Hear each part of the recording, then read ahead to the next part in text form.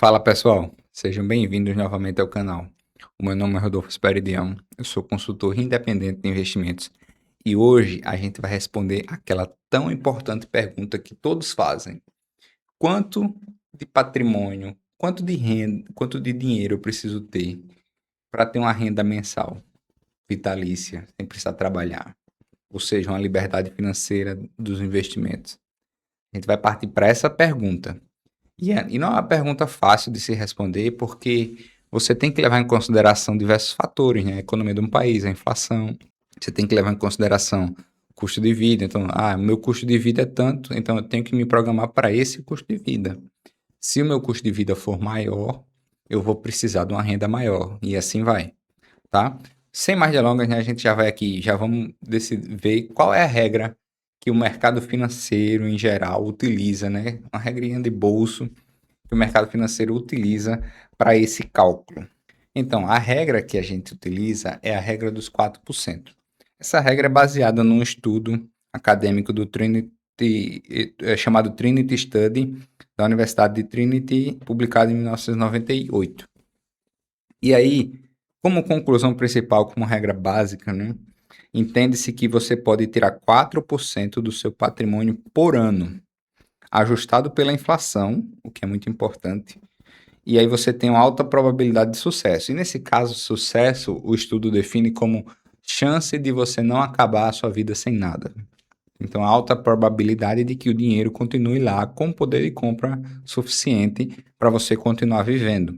Uma observação, né? Antes de a gente partir para essa questão do patrimônio, esse estudo foi baseado num portfólio de 75% de ações dos Estados Unidos e 20% renda fixa dos Estados Unidos, por um prazo de 30 anos.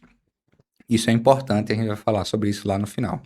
Mas como é que funcionaria então essa regra? Porque eu tiro 4% ao ano, digamos que eu tenho 1 milhão, então eu tiro lá meus 40 mil e eu posso gastar naquele mês, ou eu tenho que pegar esses 40 mil e gastar ao longo do ano? Então a regra aqui de 4% de patrimônio por ano significa que você pega os 4% e você gasta no ano inteiro, seu gasto anual. Se você quiser saber o gasto mensal, você pega os 4%, o valor que foi, né? E divide por 12. Por exemplo, quem tem 1 milhão é 40 mil, dividindo por 12, vai dar 3.333. Esse seria o valor da renda mensal que essa pessoa pode ter com esse 1 milhão e não perder poder de compra. Vamos para o cálculo em si, né? Como é que ele funciona, para a gente entender melhor a questão do cálculo. Vou até colocar uma cor aqui mais. Eita. Vou até colocar uma cor aqui de mais destaque, um vermelho. Ó, pega o seu patrimônio, ou o patrimônio que você deseja ter, ou que você planeja ter, o patrimônio que lhe satisfaz, né? Com base na renda que você espera. Você pega esse patrimônio, multiplica por 4%, essa é a sua renda anual. Dessa renda anual, você pega e divide por 12. Você chega na sua renda mensal. Esse patrimônio total aqui, é importante também salientar, é o seguinte. Tem gente que pensa, casa própria, carro, tudo conta. Então, não. O que eu considero como patrimônio total aqui é um patrimônio de ativos que geram valor para você. Um carro, por exemplo, ele não coloca dinheiro no seu bolso. Se você tiver um carro para ser Uber ou dirigir, ganhando dinheiro dirigindo, isso aí tem que fazer parte da sua empresa ou do seu negócio, né? E você não considera ele como um bem seu, considera como um ativo da empresa, né? Do seu negócio. Se você tem um carro porque é seu, de lazer, e você gosta de carros, esse carro não deve contar nesse patrimônio, porque esse carro não está adicionando dinheiro no seu bolso. Então, o que seria esse patrimônio total aqui? Todos os seus investimentos somados, mais ativos geradores de valor de renda. Então, por exemplo, ações, fundos imobiliários, etc., tesouro direto, tudo isso é investimento. Mas um imóvel de aluguel também você pode considerar como um patrimônio aí, tá? Imóvel próprio, pode? Não, você mora nele. Então ele não gera renda para você, tá certo? E aí, com base nisso, nós chegamos a uma renda mensal, né? Essa renda mensal, ela deve ser, no mínimo, igual aos seus gastos mensais. mas é sempre bom ter uma margenzinha ali por garantia, né? Porque a gente nunca sabe, vai que acontece uma situação de saúde, você precisa de um medicamento permanente, vai que surge um filho, né? Então a gente tem que ter uma margenzinha para manobrar, tá certo? Inflação. Uma observação também que a gente tem que pensar é o seguinte: como é que funciona essa questão da inflação aí? Porque, digamos que eu tenho um patrimônio hoje de 1 milhão em 2026. Hoje, esse patrimônio compra muita coisa, né, no Brasil. Mas é de se esperar que em 2046 ou 2056, talvez, o salário de uma pessoa comum seja R$ 1 milhão. Se ainda existir o real, né, daqui para lá. O poder de compra de 1 milhão hoje não é o mesmo de 1 milhão no futuro. E como é que eu mantenho esse poder de compra de hoje no futuro? Fazendo a seguinte conta.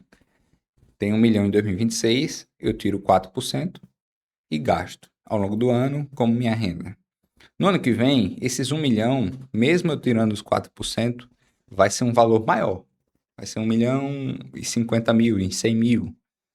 Esse 1 milhão e 100 mil, 50 mil, desse valor, em 2027, eu tiro 4%. Então, vou tirar um pouquinho mais, né? Esse novo valor eu vou gastar ao longo do ano. E aí, em 2028, já não vai ser mais 1 milhão e 100 mil, vai ser 1 milhão e 150, dependendo de como foi a inflação e diversos outros fatores, né, da sua carteira. E aí, desse novo valor de patrimônio total, você tira 4%. E assim vai. Dessa forma, você protege o poder de compra do dinheiro. Então, lá na frente, né, esse meu 1 milhão vai ser um número muito maior, um número gigantesco. Porém, esse número vai comprar igual ao poder de compra de hoje, ou parecido. É o que se espera, né? A gente vai chegar nos pontos negativos dessa regra, tá bom? E esse estudo mostra algo que muita gente não sabe no dia a dia dos investimentos, que é o quê?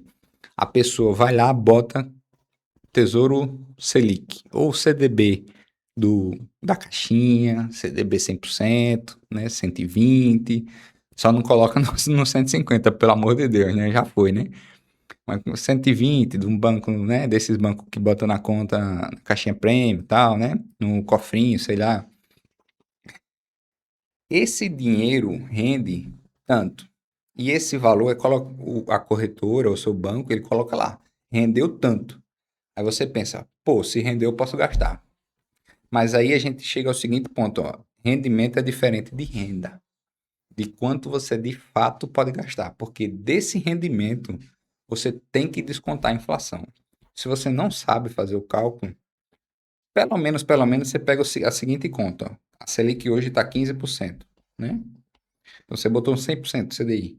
Mas a inflação hoje está 4%. Então, o que você de fato poderia gastar é 11%. Não é essa a regra. É uma conta um pouquinho mais complexa. Mas é menos do que isso. Então, digamos que a conta aqui dá 11, gasta 10 por garantia.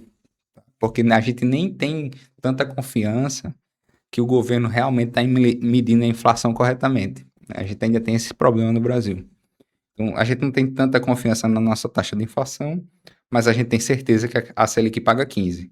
Então, a gente poderia gastar 11, mas gasta 10, gasta 9, por garantia, porque senão, esse dinheiro no futuro não vai valer nada. Se você ficar gastando os 15, não vai valer nada. Aí vamos por uns exemplos aqui, né? Porque o pessoal gosta, vamos... Tá, e quanto é que eu preciso, então? Geralmente a gente acha que a gente precisa de menos patrimônio do que do que de fato a gente precisa. Então, quanto é que eu preciso realmente para viver com esse dinheiro, né? Com o dinheiro que eu quero e ter tanto de renda. E aí eu fiz umas contas para vocês verem aqui, com base nessa regra dos 4%, né?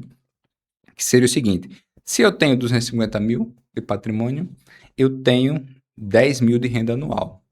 E eu tenho, na verdade, R$ 833 de renda mensal.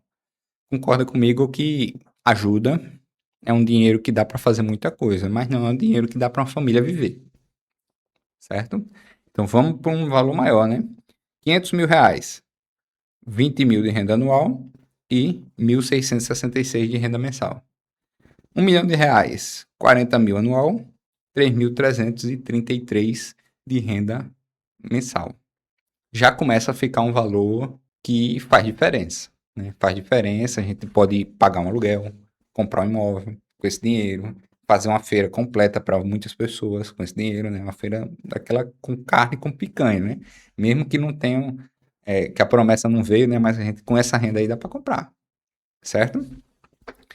2 milhões, 80 mil por mês, 80 mil anual, 6.660 por mês. Já começa a ser uma renda de uma pessoa de meio de carreira, né? Uma pessoa, dependendo da carreira, começo de carreira, né? Se for uma carreira muito boa, mas uma pessoa em meio de carreira, se dedicando à profissão, ela atinge um valor próximo a isso. 5 milhões, 200 mil reais de renda anual e 16.666 de renda mensal. E aí já começa a ser um valor de liberdade financeira de fato. Você já com 16 mil, você já consegue não precisar de emprego. Você faz um corte ali, você não vai viver ostentando, mas você já consegue. Com 10 milhões, você consegue 400 mil de renda anual, o que dá 33.333 de renda mensal. E a partir daí, você pode se considerar uma pessoa, se você tem família, né? Se você está sozinho, não. Antes disso, você já consegue. Se você tem família, a partir daí, você pode se considerar uma pessoa de alta renda no Brasil, tendo 10 milhões de patrimônio e tirando só os 4%. Qual a conclusão que a gente chega aqui nessa tabela? A primeira conclusão que eu chego é que existe uma diferença muito grande entre você ter um patrimônio de milhões e você ser uma pessoa ricaça. Para ser ricaço mesmo, Lamborghini, viajando da Europa para os Estados Unidos, dos Estados Unidos para a Ásia, etc., precisa de muito mais do que isso aqui. Claramente precisa de muito mais do que isso aqui. Então não é algo, e a gente pensa, 10 milhões a pessoa está rica. Não é algo que uma pessoa que tem 10 milhões faria. A não ser que seja uma pessoa irresponsável, né? Vai gastar desenfreadamente. Pode ser. Mas se você for responsável, você vai só tirar 33 mil por mês, né? Ou até menos aí por garantia, né? A gente vai falar mais sobre isso. E não vai ser aquela vida de ostentação. Então, talvez o que a gente precise de fato entender, sem querer tocar na ferida, mas já tocando, é que o Brasil é um país pobre, né? E a gente pensa no número de 33 mil como um dinheiro absurdo, mas é um dinheiro que manteria uma vida de padrão classe média alta. Talvez rico, mas um rico iniciante, né? Então a gente está muito, o Brasil ainda está muito distante dos padrões de outros países. Mas isso é um assunto para outro vídeo, né? E aqui vamos pro próximo. Atenção. Eu entro aqui no... O que a gente precisa ter de cuidado e atenção com relação a esse estudo? Existem alguns pontos que a gente tem que observar. Primeiro, esse estudo se fundamenta na economia dos Estados Unidos, que é uma economia que, historicamente, se performa melhor do que os outros países. Então, historicamente, os Estados Unidos é sempre o destaque em termos econômicos. E por conta disso, se você traz um estudo desse para o Brasil, talvez você não consiga manter o padrão com os 4%, porque talvez a economia do Brasil não performe igual a dos Estados Unidos nos próximos anos, ou próximo dela, né? E é provável que isso aconteça, né? Por causa de diversos fatores políticos e econômicos, até educacionais, etc. Esse estudo se baseia também em uma carteira específica, como eu já falei, 75% ações, 25% do títulos de governo americano. Um ponto importante também, esse estudo salienta a dependência da carteira diversificada.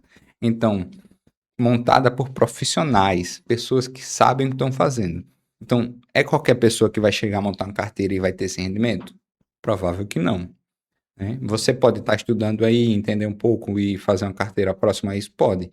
Mas uma carteira montada por profissionais é diferente. Aí, e outros pontos, detalhe, né? Em países mais instáveis, a taxa deve ser reduzida, né, para 3 ou 3,5%.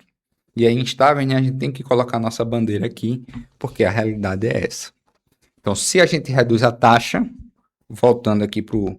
Se a gente reduz a taxa, a tendência é que esses valores diminuam e esses valores também diminuam. Então, a gente deve ser mais conservador no Brasil por causa da instabilidade econômica, política e etc. E aí, para finalizar, eu vou trazer algumas dicas aqui para não mostrar que é tudo negativo, né? Quer dizer, nunca vou conseguir minha renda, minha liberdade. Então, isso é impossível para mim. Mas você não precisa conseguir uma liberdade financeira total para desfrutar de uma renda mensal. Isso é conseguido aos poucos, é um processo na nossa carteira, né? Então, aí vamos imaginar aqui que a cada real que você investe, ele vai lhe dar uma minúscula renda mensal vitalícia. Se eu invisto R$ 1, vai me dar lá uma fração de centavo. E aí, cada real que eu somo, me dá mais uma fração de centavo. Cada mês, para o resto da minha vida.